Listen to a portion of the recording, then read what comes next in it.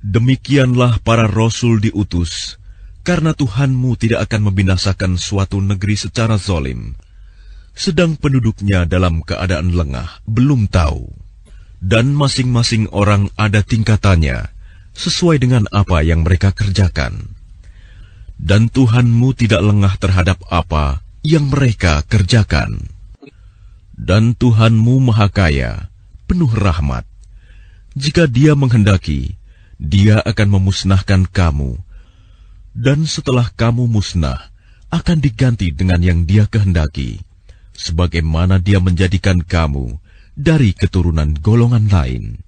Sesungguhnya apapun yang dijanjikan kepadamu pasti datang, dan kamu tidak mampu menolaknya. Katakanlah Muhammad, wahai kaumku, berbuatlah menurut kedudukanmu. Aku pun berbuat demikian. Kelak kamu akan mengetahui siapa yang akan memperoleh tempat terbaik di akhirat nanti.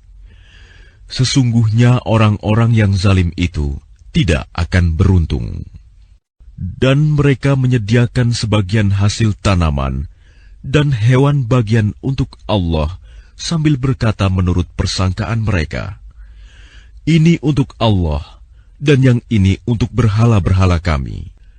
Bagian yang untuk berhala-berhala mereka tidak akan sampai kepada Allah, dan bagian yang untuk Allah akan sampai kepada berhala-berhala mereka. Sangat buruk ketetapan mereka itu. Dan demikian berhala-berhala mereka, syaitan, menjadikan terasa indah bagi banyak orang-orang musyrik, membunuh anak-anak mereka, untuk membinasakan mereka dan mengacaukan agama mereka sendiri. Dan kalau Allah menghendaki, niscaya mereka tidak akan mengerjakannya. Biarkanlah mereka bersama apa kebohongan yang mereka ada-adakan.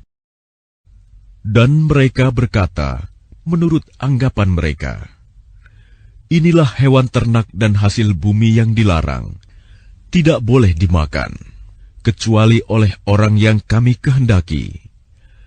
Dan ada pula hewan yang diharamkan, tidak boleh ditunggangi.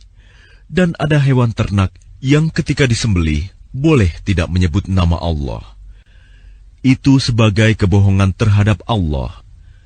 Kelak Allah akan membalas semua yang mereka ada-adakan. Dan mereka berkata pula, apa yang ada di dalam perut hewan ternak ini, khusus untuk kaum laki-laki kami.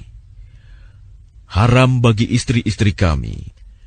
Dan jika yang dalam perut itu dilahirkan mati, maka semua boleh memakannya. Kelak Allah akan membalas atas ketetapan mereka. Sesungguhnya Allah Maha Bijaksana, Maha Mengetahui. Sungguh rugi mereka yang membunuh anak-anaknya karena kebodohan tanpa pengetahuan, dan mengharamkan rizki yang dikaruniakan Allah kepada mereka dengan semata-mata membuat-buat kebohongan terhadap Allah.